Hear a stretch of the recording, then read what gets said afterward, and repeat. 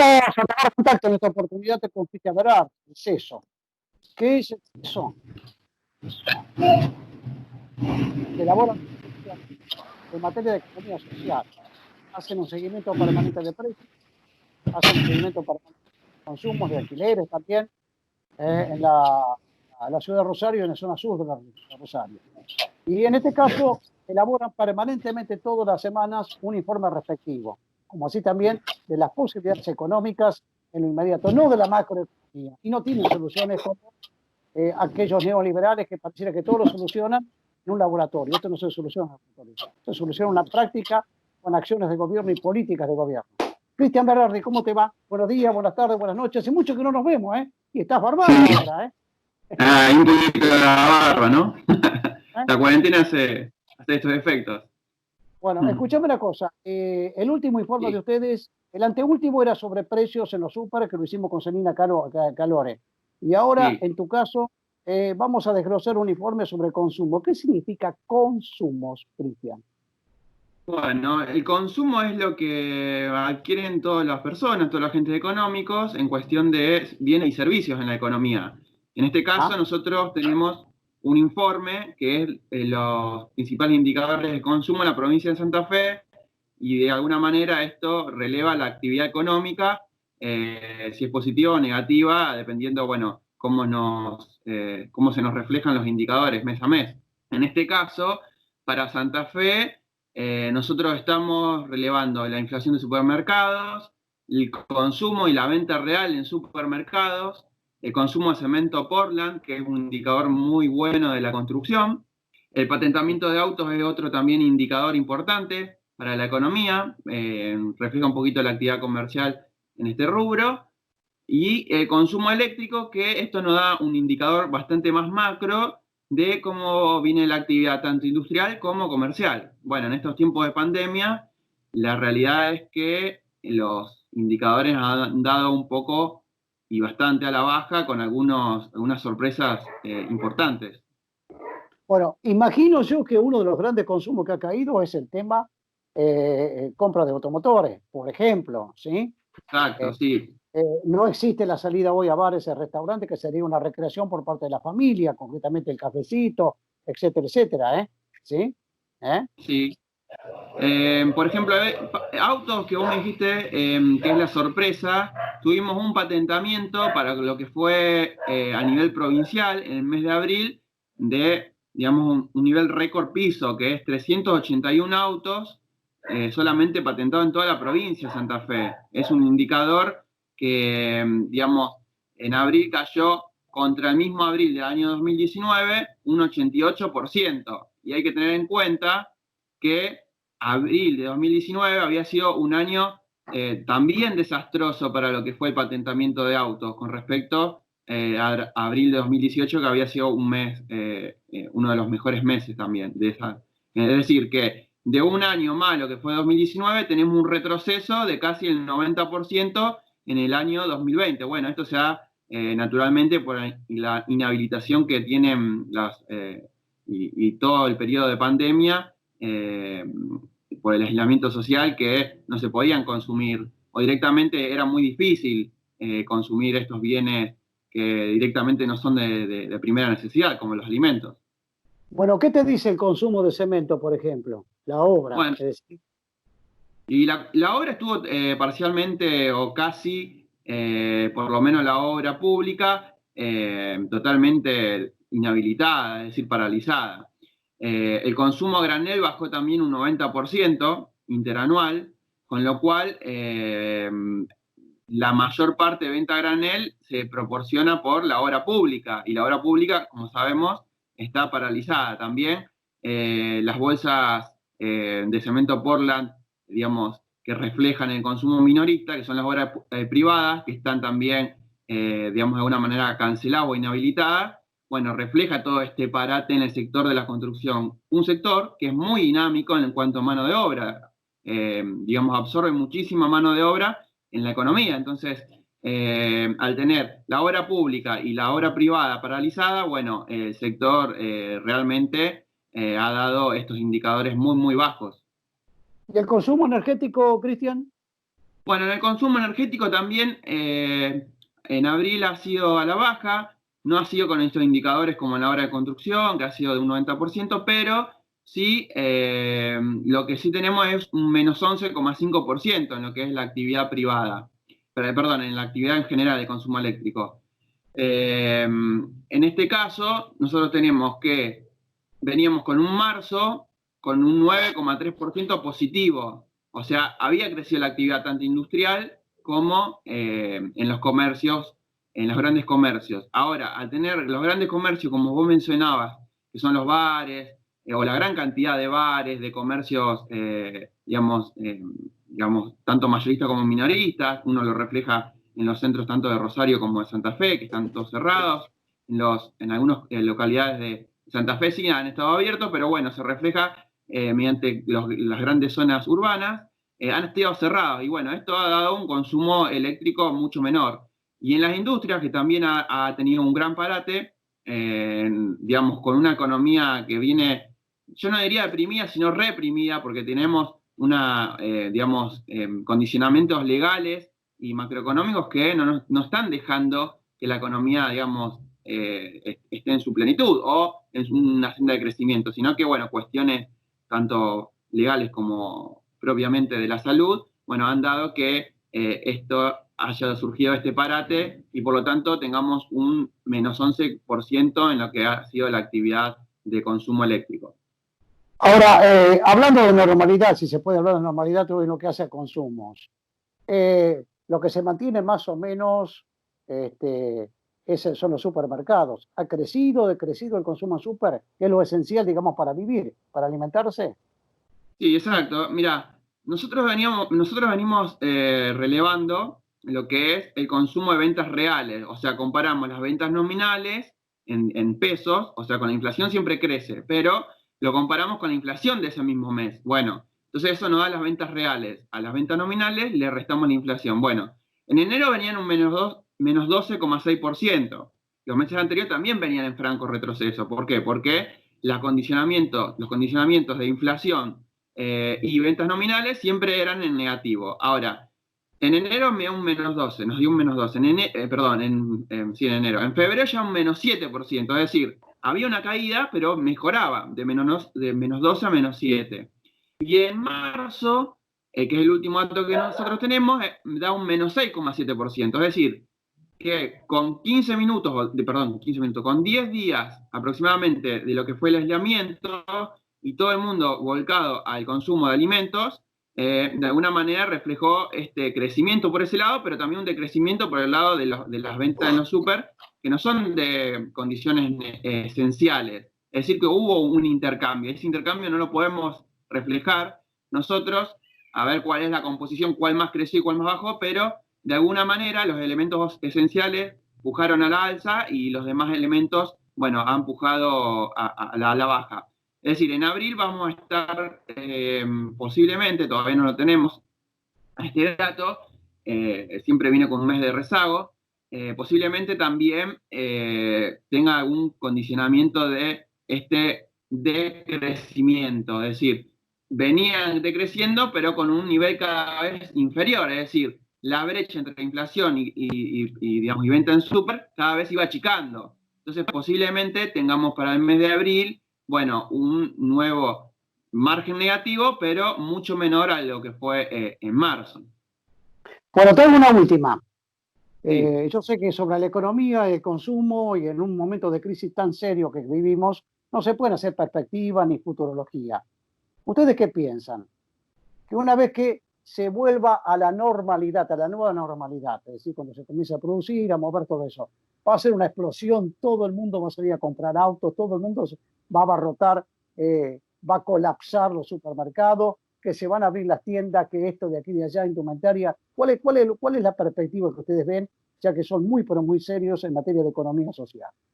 Mira, el crecimiento que se puede dar, y está bien que vos digas que no es que hacemos futurología, pero bueno, ya lo podemos ver en lo que son las pequeñas aperturas que se vienen haciendo en el comercio a través de estos últimos días, por ejemplo, tanto en Santa Fe como en Rosario, que se vienen abriendo paulatinamente, con niveles de digamos, de alguna manera con tiempos limitados.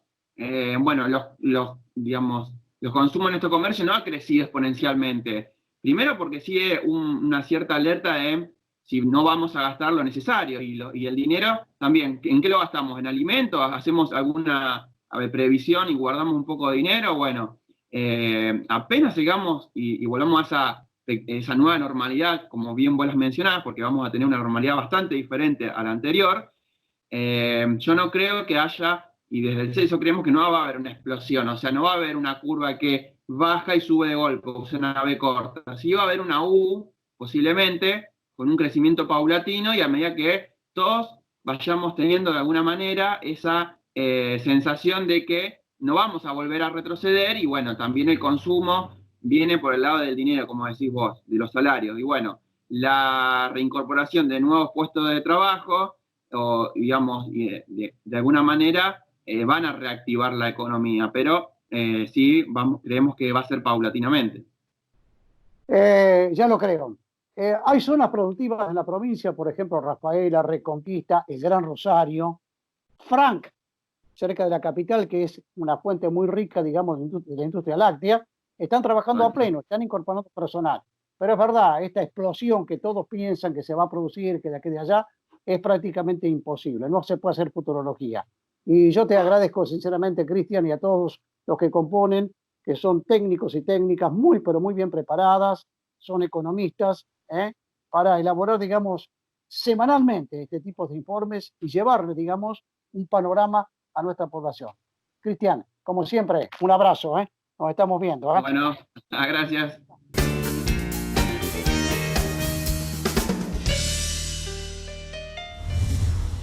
Hagamos la siguiente composición del lugar, todos los que habitamos en la provincia de Santa Fe, y particularmente los empleados públicos municipales, que tienen su régimen particular, docentes, empleados públicos en sí, policía, trabajadores de la salud o profesionales de la salud. ¿Sí?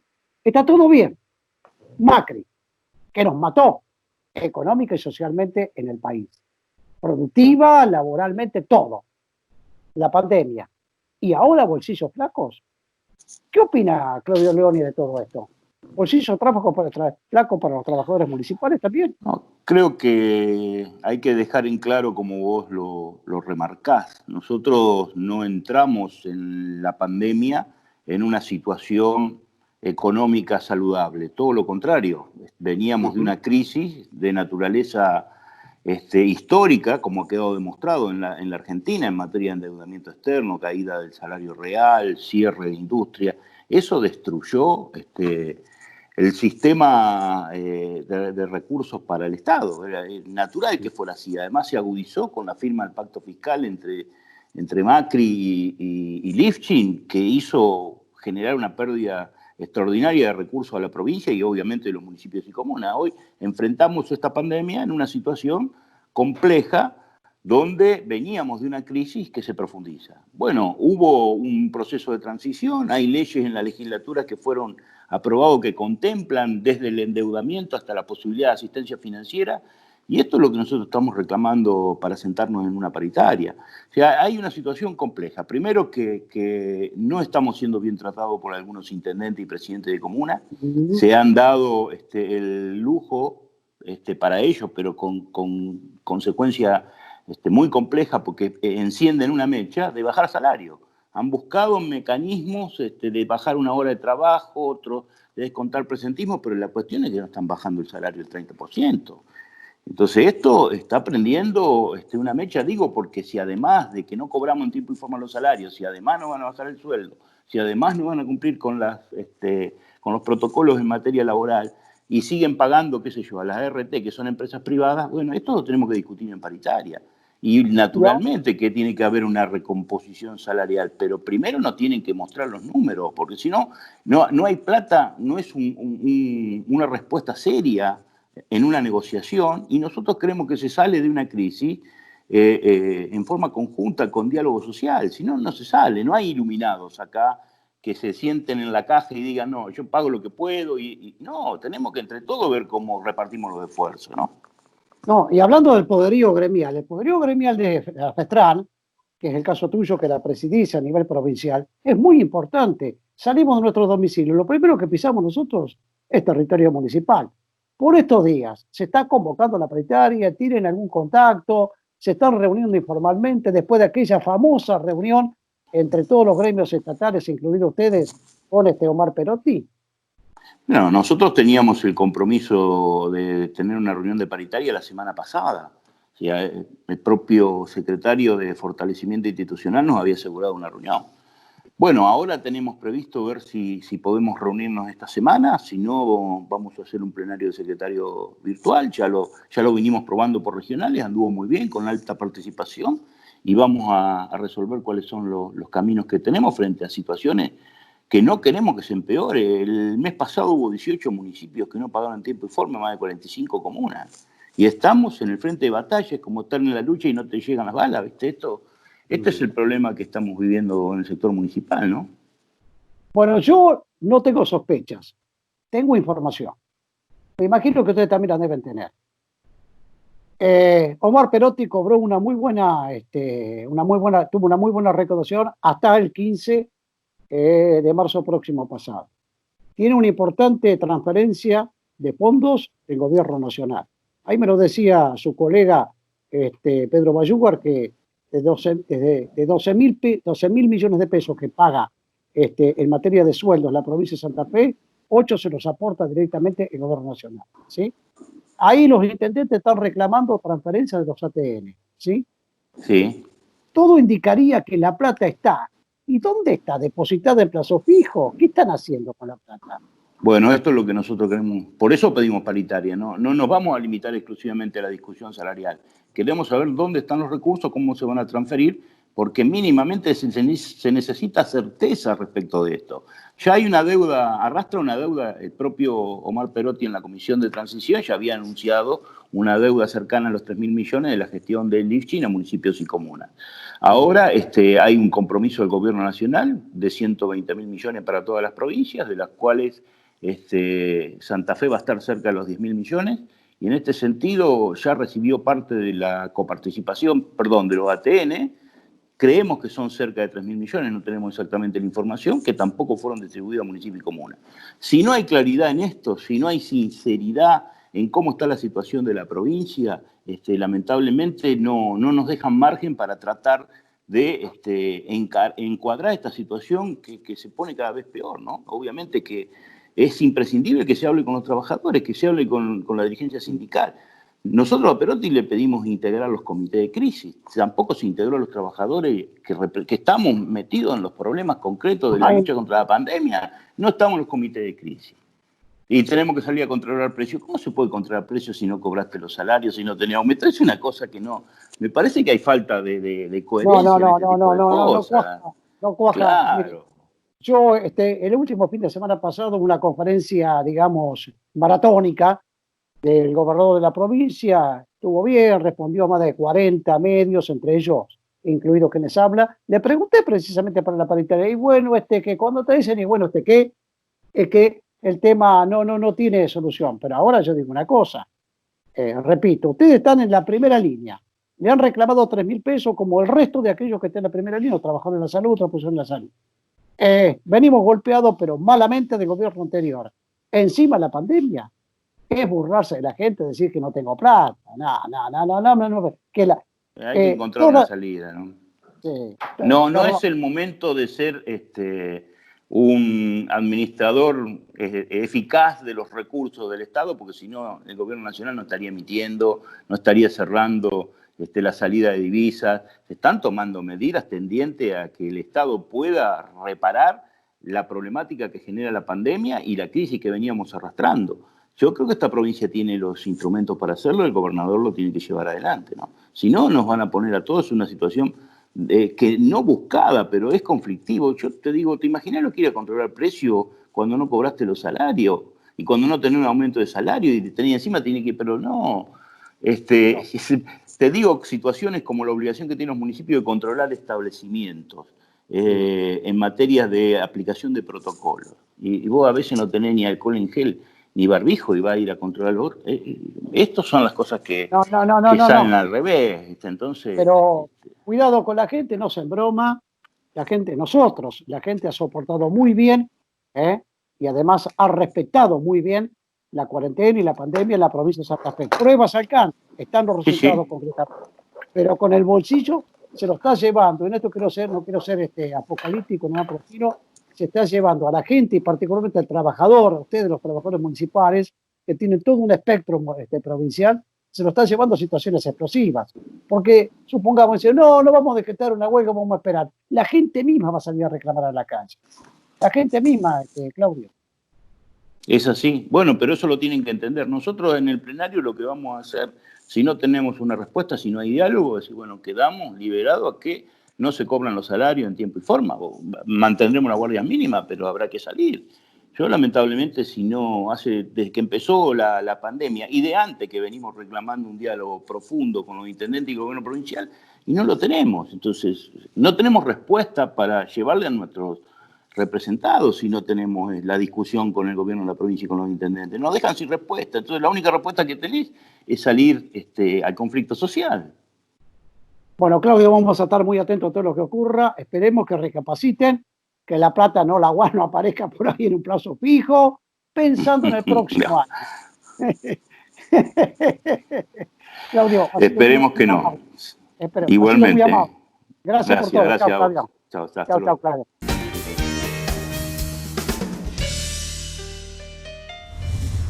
Bueno, hay temas que todos los días aparecen en los medios gráficos, en los medios televisivos, en los medios radiales, en las redes sociales.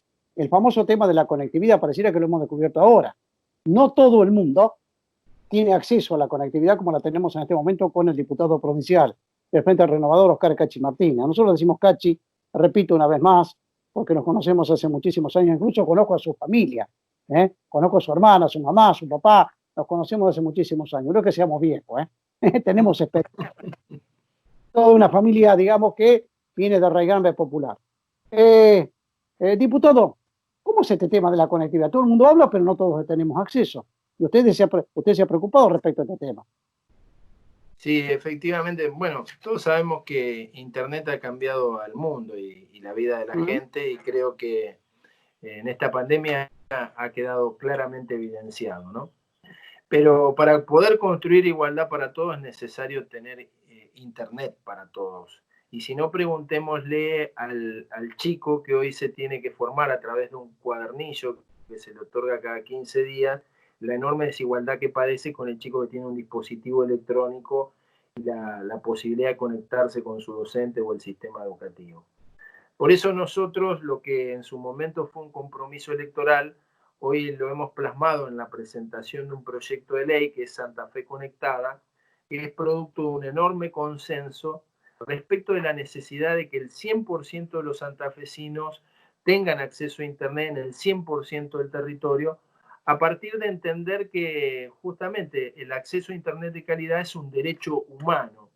Y fundamentalmente en ese marco lo que nosotros estamos planteando es que el gobierno de la provincia ponga a disposición de construir este objetivo toda la infraestructura que tiene. Esa infraestructura es un cableado entre Santa Fe y Rosario y un tendido en ambas ciudades. Es la posibilidad de poner a disposición la red de fibra óptica que hay en el norte de la provincia, acompañando los acueductos, la red de fibra óptica que va a haber en el centro de la provincia, también acompañando los acueductos, y también la infraestructura que tiene a través de sus empresas. El posteo de las líneas de baja, media y alta tensión de la empresa provincial de la energía, las líneas de cloaca y agua que tiene a través de la empresa provincial de aguas, y a la vez que funcione con inteligencia, que cada vez que construye un gasoducto, un electroducto, un acueducto o una ruta, que tengamos, como hacen en la Comunidad Económica Europea, la previsión de tirar un ducto, de disponer de un ducto para poder desplegar la fibra óptica. Eso por un lado. Por otro lado, lo que estamos planteando es que haya un respaldo a las pymes, a la pequeña y mediana empresa santafesina, para que desplieguen la fibra óptica en cada uno de los hogares. Y que para que inviertan. Para que tengan incluso las mismas condiciones que tienen las grandes empresas como Claro. Telecom, Telefónica, Claro, la misma ARSAT, que pueden conseguir precio y financiamiento que tal vez las pequeñas empresas no pueden conseguir. ¿Cómo? Bueno, simplemente destinando una pequeña porción de lo que ya el mismo ecosistema de comunicaciones le aporta a la provincia. El 30% destinarlo a construir esta conectividad, bueno, a través de la empresa 5RTV, que fue una decisión que tomó el gobernador al respecto, de que se fortalezca esta empresa para generar conectividad. Mirá, así como hace 2 siglos atrás el ferrocarril era la infraestructura que generaba federalismo, que generaba desarrollo regional, que generaba igualdad, hace un siglo, bueno, lo constituían las rutas, ¿no? Pero hoy es la autopista de la información a través de la fibra óptica o cualquier otro medio tecnológico, pero a diferencia de lo que ocurría con aquellas infraestructuras donde se requería una enorme inversión de parte del Estado, en este caso hay un sector muy dinámico, es un sector que está acostumbrado a invertir, es un sector que conoce de la importancia de la tecnología y que solamente hay que, digamos, sacarle la pata encima y ayudarlo a que desplieguen esta conectividad, ¿no? Y la verdad es que nosotros realmente estamos pero muy contentos porque, bueno, el otro día pudimos en una presentación conseguir los consensos que son tan difíciles de conseguir a veces de la Asociación Santafesina de Cable, de las cooperativas de agua, de las cooperativas telefónicas, de las cooperativas eléctricas, de los pequeños prestadores de Internet.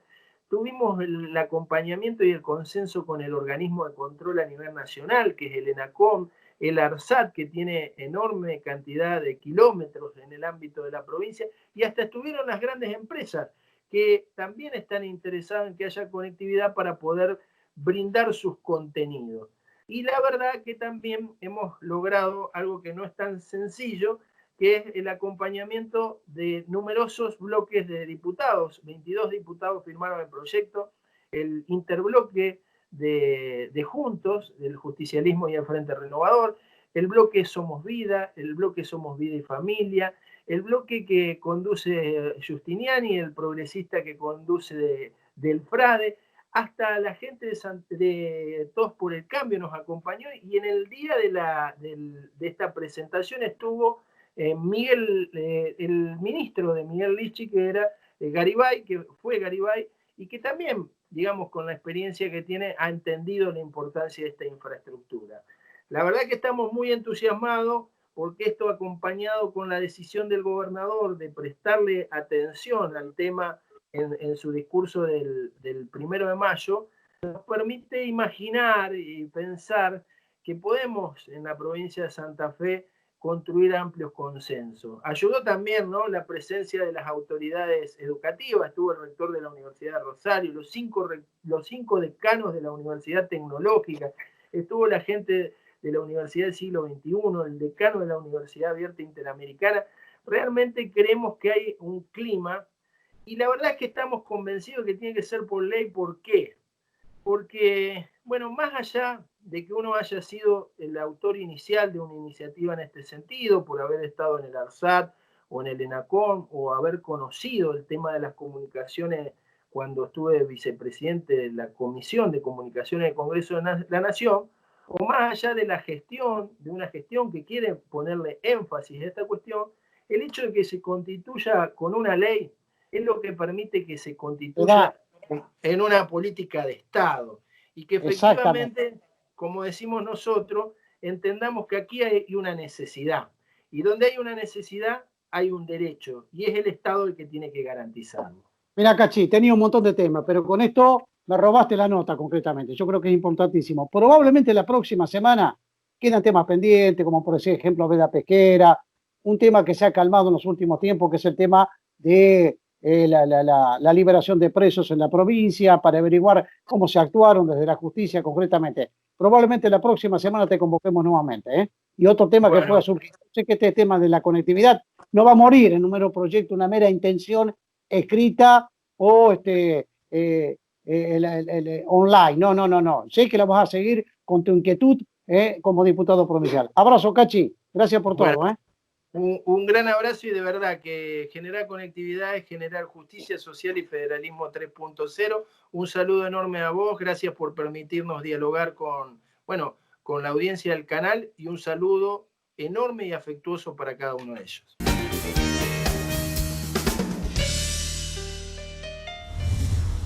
La vida continúa en la provincia de Santa Fe. Pandemia, cuarentena, el lastre que nos dejó Mauricio Macri.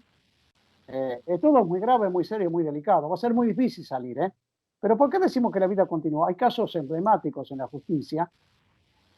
Es el caso emblemático de Paula Perazzi, que nos toca muy de cerca, sensible y política y periodísticamente a todos. Esta joven que desapareció hace algunos años atrás, y nunca más se supo de ella. Hay condenados, pero la instancia judicial está detenida o restringida, digamos concretamente. Voy a hablar con el abogado de la familia, uno de los abogados, el otro abogado es el doctor José Ferrara, con Adrián Ruiz, el doctor Adrián Ruiz. ¿Cómo le va, doctor? Buenos días, buenas tardes, buenas noches. Todas las días sociales en el medio de la pandemia y la cuarentena. ¿Cómo está el caso Perazzi hoy por hoy, doctor? Bueno, muy bien lo decís, está restringido. Tendría que haber existido una audiencia en el mes de abril, más precisamente el 21 de abril. Esa audiencia no se pudo realizar por esta pandemia, por esta cuarentena, este aislamiento obligatorio. Creo que con muy buen tino, una causa como esta, la única forma que se puede resolver en una audiencia pública, había una posibilidad de hacerla por escrito, o la otra posibilidad es a puerta cerrada. Ninguna de estas dos formas me parecían las correctas. Creo que la decisión de la Cámara de Apelación de esperar que se resuelva esta situación ha sido acertada. Por otro lado, también hay otra instancia que se está haciendo, que es ante la Corte Suprema. En el día de hoy se presentó un recurso de queja ante la Corte para que se revea la situación de los 5 policías y los otros 2 civiles que quedaron absueltos.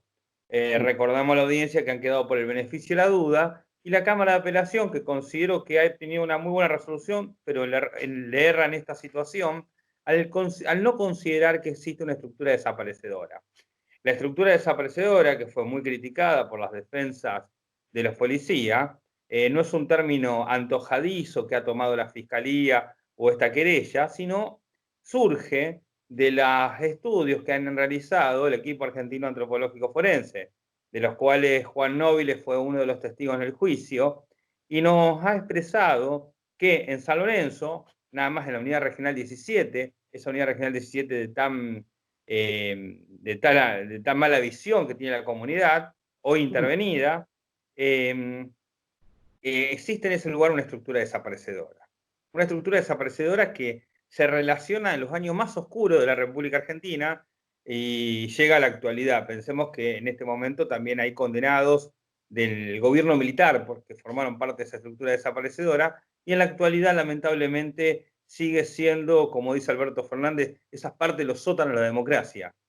Y contra eso es que nosotros necesitamos que se revea esta causa, y cuando digo nosotros hablamos de la trascendencia que tienen. Nosotros consideramos que acá hay gravedad institucional, y como hay gravedad institucional se debe llevar al máximo tribunal a los fines de poder rever toda esta situación.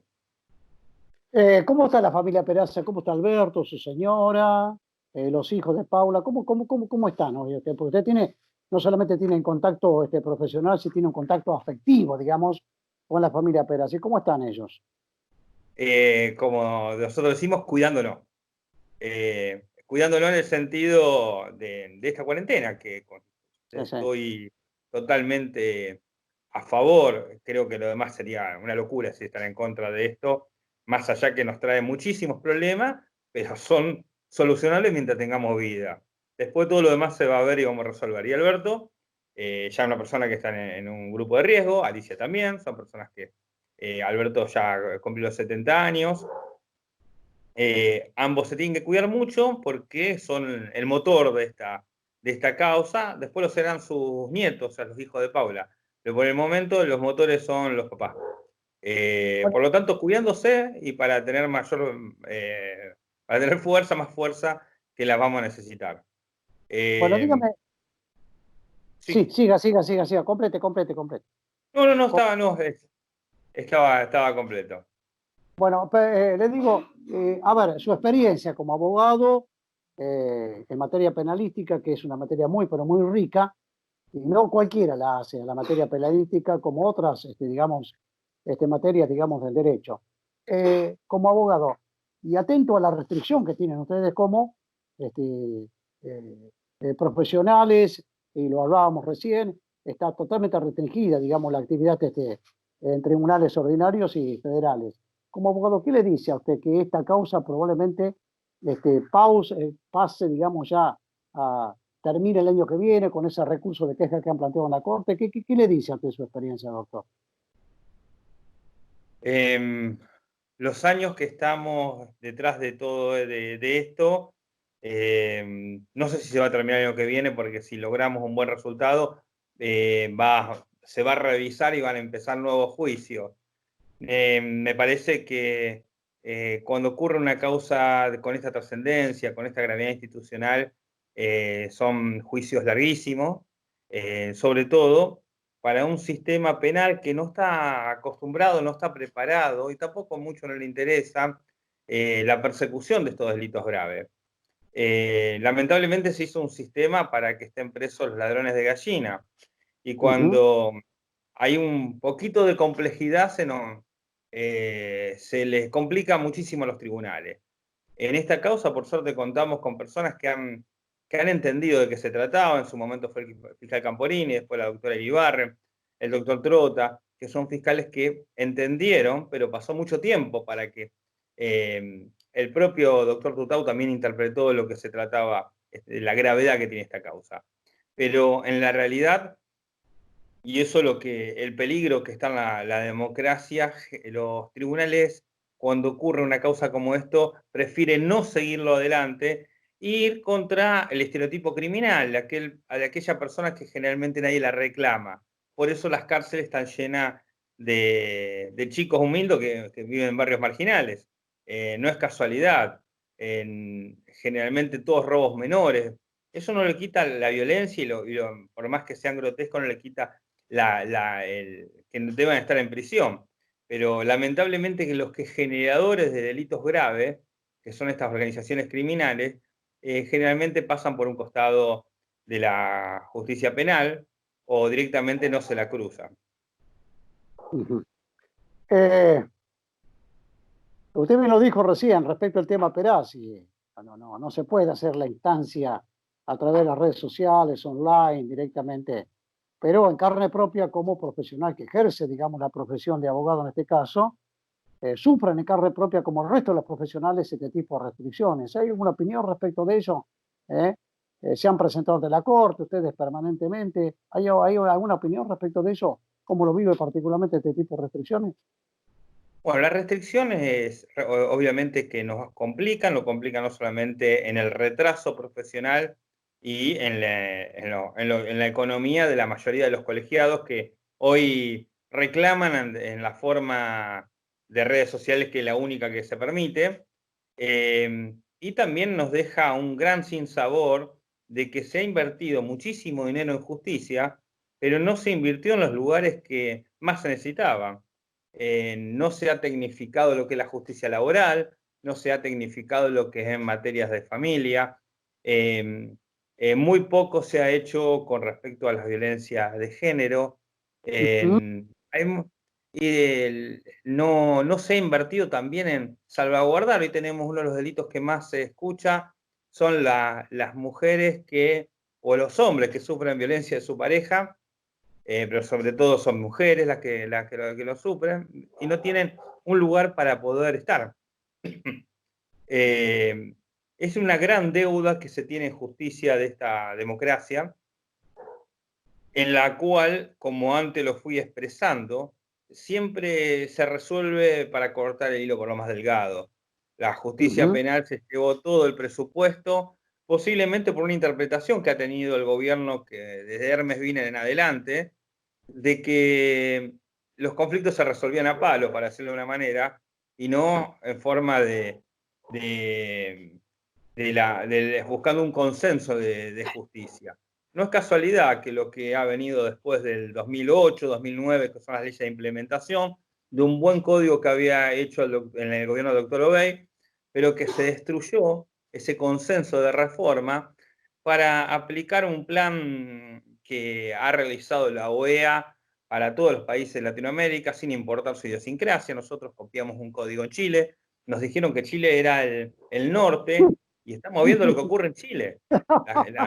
Pero bueno, pensemos que nuestra provincia, como se copió igual a Chile, dividieron en regiones la provincia, después le pusieron nodos, pero era porque se copiaba sin saber lo que se estaba copiando. Pero bueno, eso es lo que lamentablemente cuando traemos recetas, que ya lo hemos visto en lo económico a nivel nacional, se trajeron recetas de todos los colores de los países que después terminaron en tequila, en el vodka, en caipirinha, los efectos de caipirinha y el efecto tango como el nuestro, y eso por no entender que tenemos una idiosincrasia propia, que tenemos una historia propia que es riquísima, con una construcción muy grande que se han hecho desde lo popular, una interpretación de lo que es nuestra realidad social. Cada vez que traemos algo que de afuera, es como cuando te compran ropa y no fuiste. Te queda chica, generalmente te queda chica y te aprieta. Esto es lo que son. Generalmente traemos cinturones que nos aprietan muchísimo y no nos resuelven el problema. Doctor, si usted me permite, yo me quiero meter en su intimidad.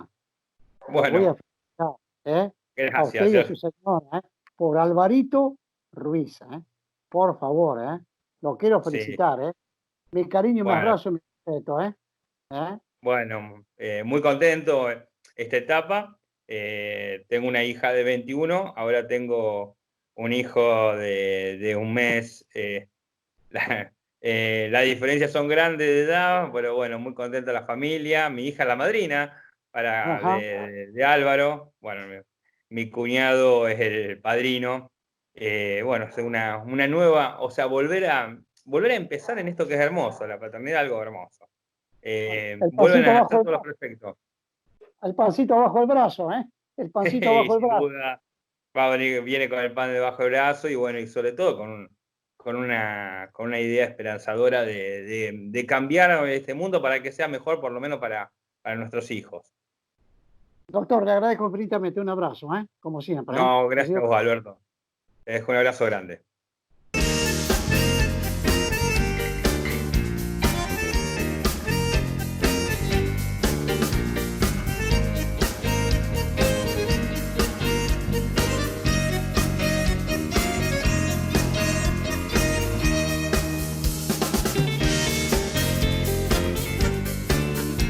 El concejal del Movimiento Evita, Eduardo Tognoni, del peronismo. Edu, ¿cómo te va? ¿Qué decís? ¿Cómo es esta idea? ¿Qué tal? Que si la municipalidad tiene que pagar parte de los subsidios que tienen que venir a nivel nacional para saldar la cuota salarial de los trabajadores de la UTA, que se haga cargo del servicio en última instancia. ¿Cómo es esta idea, Edu? Bueno, en primer lugar, gracias por la invitación. Y en realidad nosotros tenemos una postura histórica con respecto al transporte público, por afuera de esta coyuntura durísima que está viviendo el país, la provincia y la ciudad, en el marco de la pandemia, que tiene que ver con la necesidad de que el Estado gestione en los municipios, el Estado municipal, todas las herramientas que tienen que ver con movilidad y transporte directamente, sin concesionarlo, básicamente por una lectura que hacemos de lo que necesita hoy una ciudad, por ejemplo, en las dimensiones de Rosario.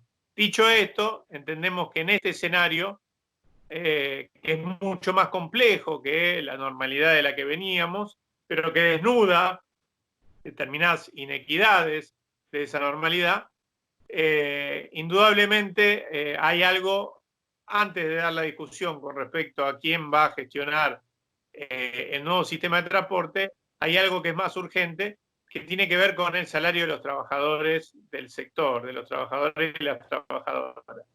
Ahí nosotros entendemos que hay una política del Estado Nacional que se vio reflejada en enero de este año, de devolver al interior del país los subsidios que el gobierno de Macri le había quitado. Recordemos que durante los 4 años del gobierno de Macri se redujo a un 25% los subsidios al transporte del interior del país. A un 25%. Se quitó el 75% de los subsidios. Y se volvió, en términos federales, mucho más inequitativo, un sistema que efectivamente, desde que existe, tiene mucha más preponderancia el AMBA, ¿no? La Ciudad Autónoma de Buenos Aires y el conurbano bonaerense. Ahora, durante el gobierno de Macri, esto se llevó al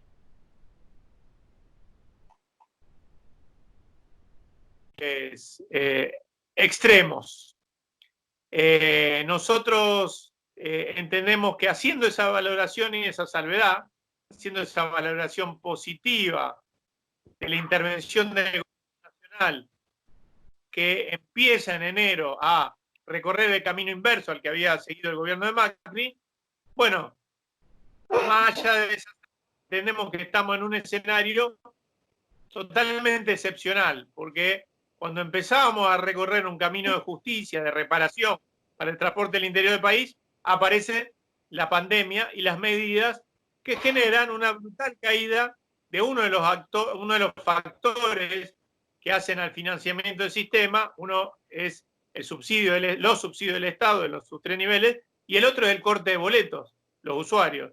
Eso se derrumba, producto de las medidas que son de público conocimiento. Esto afecta enormemente el sistema.